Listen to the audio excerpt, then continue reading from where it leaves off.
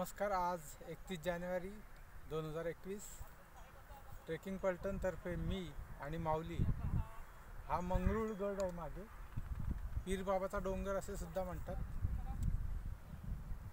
तळेगाव MIDCच्या जवळ हा डोंगर आहे. आल्यानंतर हा व्हिडिओ दाखवण्यामागे आपला उद्देश हा आहे की हा कचरा तुम्हाला दाखवायचा आहे. सर्वत्र हा कचरा फेकलेला आहे. इथे काय चालत असेल हे आपण समजू शकता. इथे प्लास्टिकचे जे ग्लास आहेत, थर्माकोलच्या प्लेट्स आहेत, यावरनं इथे काय प्रकार चालतात हे आपल्या लक्षात येईल.